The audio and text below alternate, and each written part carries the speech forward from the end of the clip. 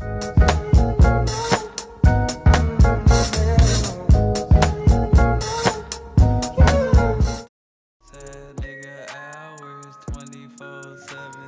mind me, like this shit makes me emotional too. Okay, I took the pain medicine. I meant the cough medicine. So next week, I'm going to. So there's a lot I need to catch up on. I'm gonna try to. If I try to like raise the volume of my voice, it triggers a cough. So I kind of gotta whisper. But the week before last, it was a rough week. I'm gonna try to take a cough drop. But I had an appointment. At the appointment, I was supposed to be going to go see a doctor at Duke because when I got out the hospital, they told me that I need to be on the radar for a specialist there in case I need a lung transplant. And like when I went to this appointment, it was just like a excuse me. It was for a pulmonary function test, and like I couldn't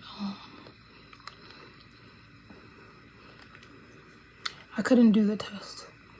During the test, it's like sit in this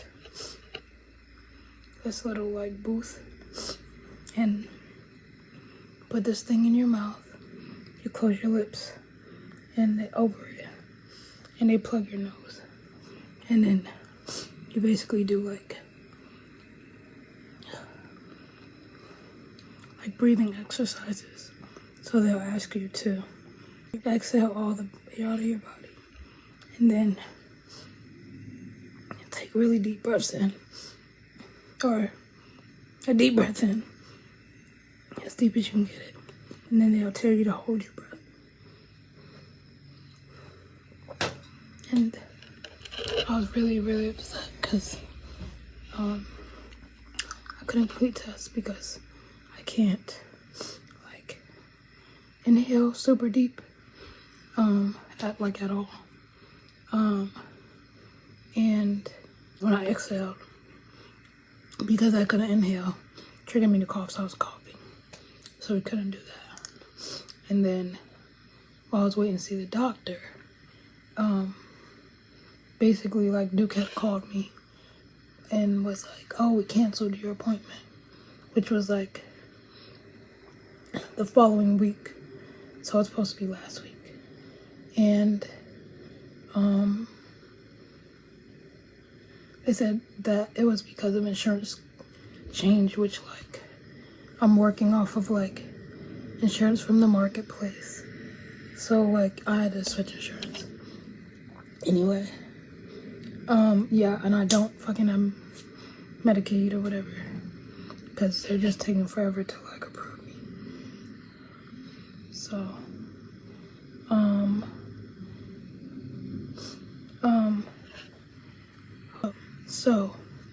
from there,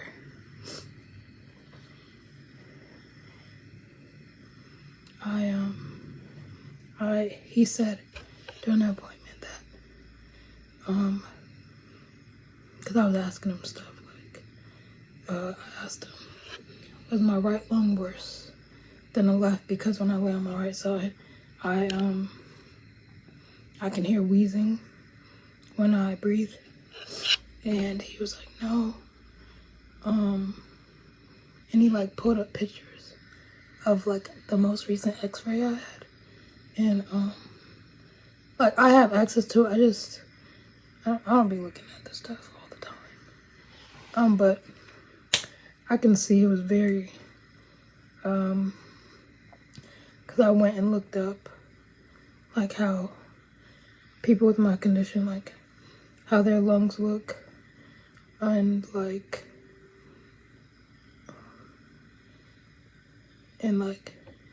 they'll show you healthy lungs and what like interstitial lung disease looks like. And the image for my lungs were very, I don't know, cloudy. That's the word. They're very cloudy. So I asked him, and he was like, well, I'm gonna put in the referral after this appointment, like once I leave. And he said he's gonna put in a referral to MUSC because I now have like South Carolina insurance, so I can only see doctors in South Carolina, which is why like I couldn't go to Duke because my insurance wouldn't cover me going to North Carolina. So my new insurance. But he told me he was gonna do that. And then I asked him, I was like, as far as me, like, getting off of the oxygen, don't mind me, like, this shit makes me emotional because, I don't know. I still am not used to the reality of everything. In my head, like, I think, like, I'm gonna take this medicine and, like, eventually I'll be better, but it's gonna take more than that. And he said, so I asked him, without, as far as me getting off the oxygen, like, I keep looking over here, like, the camera's on. I asked him, as far as me getting off the oxygen, like, I'd be able to, and he said he doesn't see me getting off the oxygen. I said, okay, well, with the lung transplant, he said, then yes, you wouldn't even, there wouldn't be a need for oxygen if you were to have a lung transplant. And I was like, okay. So it upsets me because, not only is that like a lot of information, but,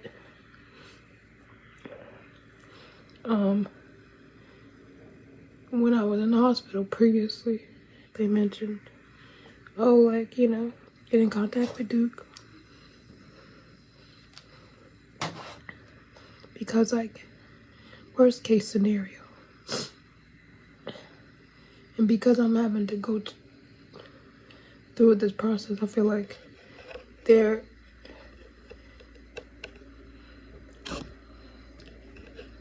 saying, but not saying it. Like, oh, like, this is the worst case scenario type shit. So, but I don't know. It just, anyway, I'm going to, next week on Monday, I have an appointment at MUSC, and exactly what I was supposed to do at Duke, which was, there's 2 separate appointments, where the first one is like another pulmonary function test, where you sit in the booth and, and then there's like a 6-minute walking test, which I'm pretty sure they're gonna just put me like a pulse ox thing on my finger and have me walk and like track my oxygen levels and my heart rate while I walk. So, and then I go back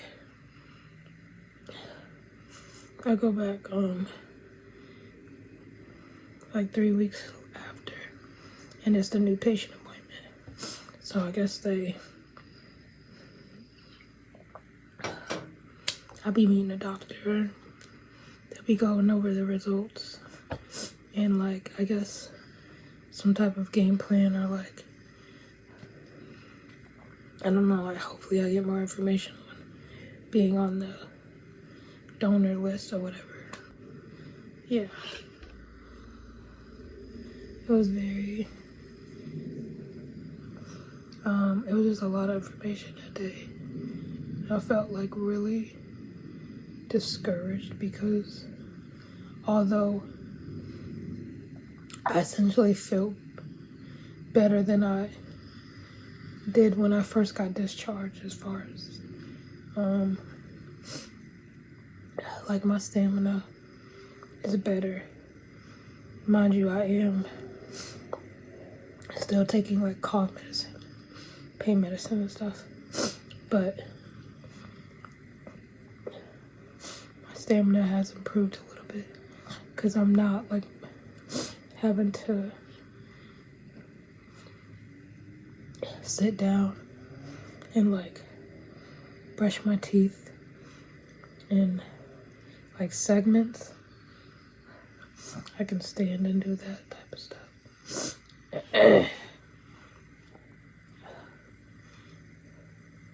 I still get winded doing everything, but like it's like a little bit less for shorter distances.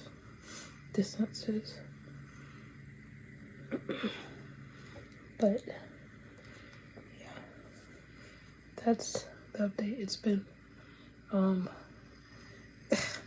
I don't even know if this is like gonna be a video that I actually edit, because I don't like crying and shit, even though I do it often now. I be telling my family like I went from crying like once a year to crying like 3 times a week.